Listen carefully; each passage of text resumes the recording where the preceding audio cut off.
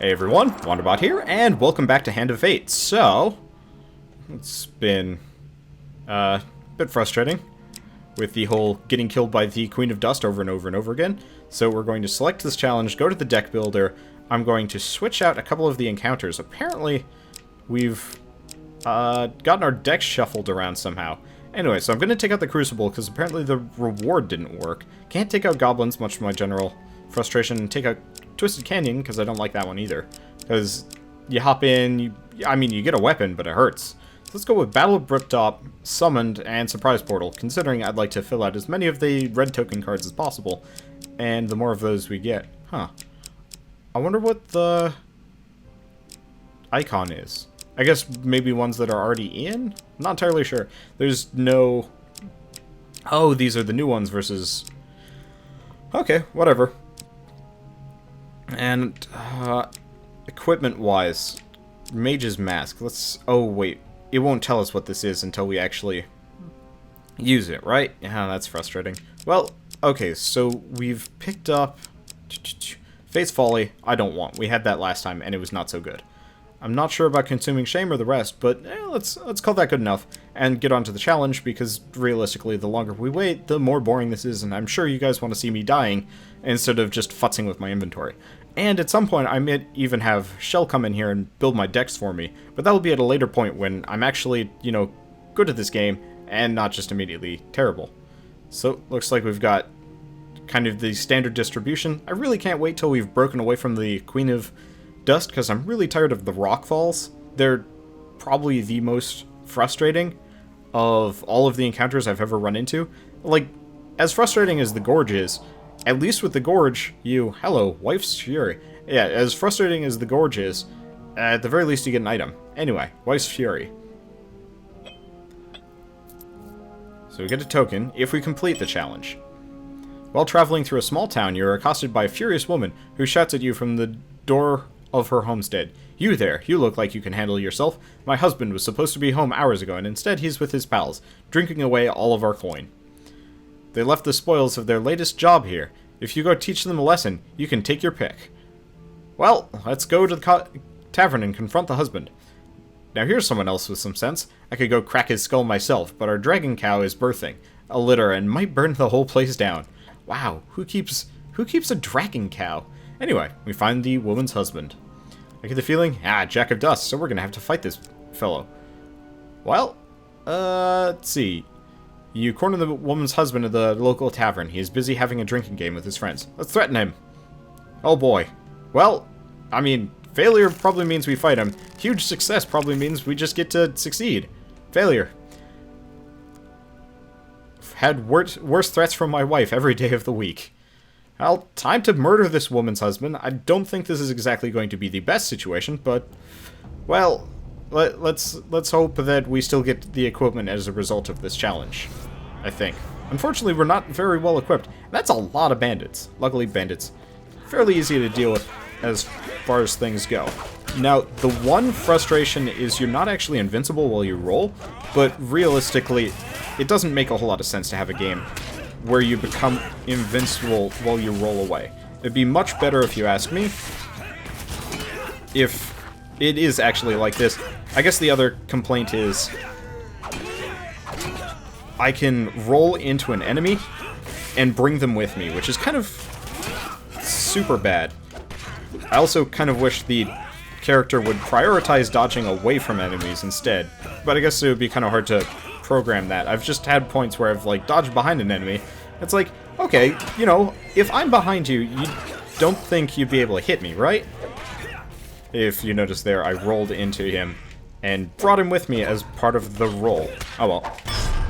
Well, I think he hit me just a little bit there, but whatever, we'll be okay.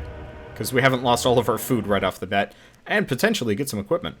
Anyway, return to the woman with a battered husband. Just drop him in the corner and take what you want of his rubbish, she says, handing you a sack. We get Desperate Measures or a mace. Well, we already know what Desperate Measures does. Let's pick up the mace because I believe it has the effect that I really want, and it's a pretty good weapon.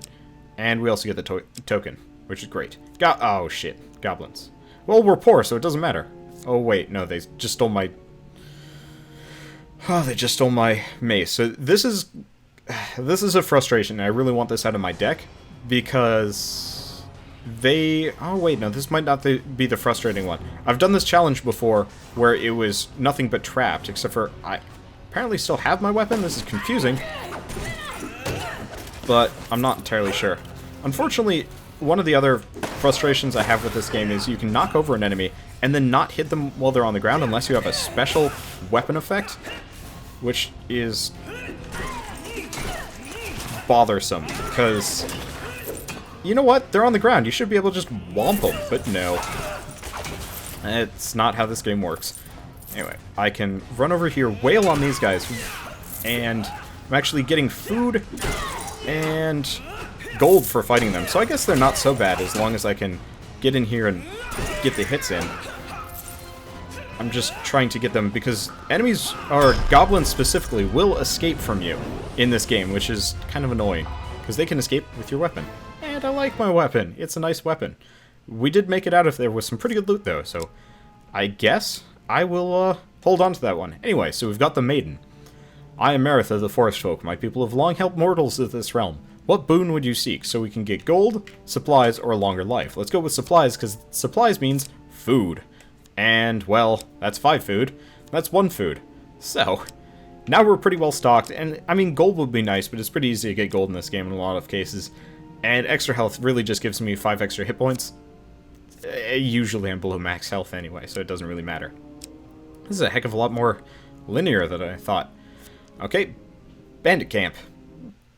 Pretty simple, just fight bandits. I don't think we get loot for this one. Can't remember, actually. I hope we do, because ideally we get a shield. If we can get a shield, I'm going to be happy. Ugh, that water. So, this game is actually quite well done, visually, but that water is just, I don't know. Just not confidence-inspiring. Ow. Now, the one problem I have with games like this is... Oh, right. So... Sorry. Games like this is button mashing and, like, really focusing on what I'm doing. Like, Tower of Guns has a level of just... has that level of just, like, casualness of experience. Whereas a game that's very button mashy in nature, I'm going to go semi-silent while I'm fighting. Much to my general dismay, it's just... I don't know, it's just something to do with my general commentary style or thought process that it just involves shutting down whenever I'm in a button mashy situation. Which kind of sucks. We've taken 40 damage from this one. I said I usually don't take my damage from fighting people, but we lost a fair amount here. That said, do we get a reward? The answer is no. Well, nuts. Call for the priest. At Shady Grove and Beaten Trail, you find a gypsy caravan willing to trade with a wandering adventurer. Let's approach to the shop. So, every run you have usually 2, maybe 3 event cards that are shop related. So there's the priest and then there's the Tinker's caravan, I think it is. And so the priest has a lot of like decurses and stuff like that, whereas the caravan has actual equipment. And all of them sell food, which is convenient, except for right now we really don't need it. We can make it to the end without having to worry about running out of food at all. They do use the exact same visuals, but that doesn't really bother me. Also like the character model. He's kind of unique. Anyway, so we can do heal wounds, which, not actually bad. I might have to go for it, considering... remove curse. I could get this removed if I had the cash, and I really don't. What is a blessing? Huh. These are actually useful, if I had the cash, as well. Undead who physically strike the player, take damage. Player inflicts triple damage against stunned foes. Player is struck by a ranged attack, there's a chance the attacker is stunned for 3 seconds, and any kill made by an axe gives the player 3 health. Be nice, but I do not have the money for it, so let's just buy ourselves 15 health, put us way back up where we need to be, plus, you know, gets rid of the whole speed reduction as a result of the money bags, and let's leave. We can also, assuming the small possibility that we make like a butt-ton of gold somehow, we can actually go back to the merchant, especially because we have so much food. The return trip wouldn't be bad, and probably would get us fully healed. Because even backtracking costs you food. and that's, you know, 1 food per space you move. I do kind of wish the introduction, when you're getting all of your equipment on, didn't take so much time. Because, you know, would have been kind of nice just immediately run through. Yeah, timing on that one's a little bit hairier, but, again, not that big of a deal. This is actually one of my favorite challenges, just because you know there's going to be a reward, and chances of taking damage are kind of slim. If you know what you're doing, which, I mean, sometimes I don't, sometimes I make mistakes here, but I don't think I'm going to this time around. You can also get stuck on the wall, but assuming you actually succeed, you get some nice stuff from the treasure. And it's always predictable. Seriously, 3 gain cards. So we get 10 gold, 5 gold, and 1 equipment. Please be a shield. Fortune's Breath. I did not actually look at what Fortune's Breath does. I should pull that out. That's not the right one. There we go. Fortune's Breath. Shield. So, every third encounter does not consume food, however the weapon damage is reduced by 25. But I can also shield bash, and I believe I can now counterattack, which is pretty valuable to me. Anyway, Battle at Brooktop. Another red seal card. Let's see what this one is, because I've never seen it before, obviously. If it's got a red seal, I've never done it. So, a light draws you to a nearby hilltop. You see a warlock as he disappears in a cloud of sulfur, leaving behind his summoned minions. Draw 2 monster cards. So we got a 3 of mages and a 4 of dust. That was going to be a little bit complicated just because the mages kind of hurt, but you know what? We've got enough food, so worst comes to worst, we backtrack and deal with it. Also, this one has traps, so I might be able to use that to my advantage. Worst comes to worst, I just run around and dodge until everybody else is dead as a result of traps. That's probably not going to work. This is going to be... Oh, he's blocking. I didn't realize the mages could block. That's frustrating. Luckily, I think they hurt each other with that stuff, which is good. Unfortunately, they also have homing bolts, which kind of sucks, and I just took 2 of them to the back. At least they don't take much damage, or they don't do much damage. Hit me while I dodge roll, though. Okay. So, obviously we're in a bit of a pickle. The mages are not going to be my friends here. I do not remember them blocking, though. I was thinking them to be a far less formidable foe, but what with the blocking? That's not going to make this easy. Now, the one other thing that they're doing is they're getting these... What the... Oh.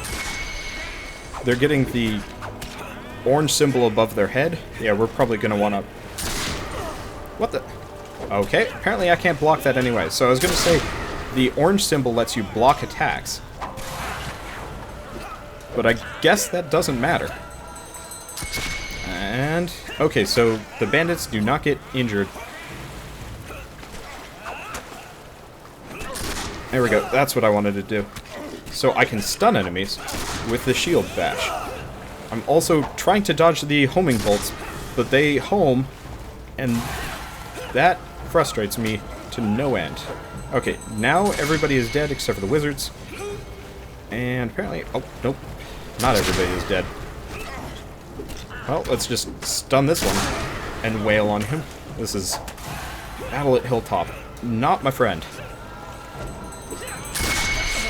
That also happens sometimes where, like, an enemy will be in the middle of an animation and it will make them immune to damage, which is very confusing and very frustrating to me. We're actually probably going to die here. But luckily, shield bashing will actually break a wizard's block. Oh, 15 health left. This is bad. Standing in front of those traps is not making my life easier either. Oh, nope, there we're dead. I was like, come on, make it, make it. We went from all the way from full health pretty much down to nil as a result of that. That's very frustrating, but not entirely unexpected either. I didn't get the token from that, but I did get the token from earlier. So this is pretty much the extent of Hand of Fate. You get your ass kicked over and over and over by everything. So we get the tavern and the tavern wager. Cool. And we have died. Blood stains the ground beneath our corpse. I've done a lot better. Maybe commentating this game makes me a lot worse. I guess I do have to kind of cross my brain between two different things, but that kind of makes sense.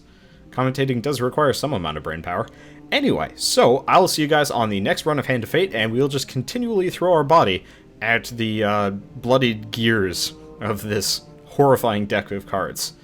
I'm kind of glad, though. It's got a nice challenge, and realistically, it's pretty unique compared to all of the other roguelikes that I ever play, which is fun. So, I'll see you guys then, and as always, thanks for watching.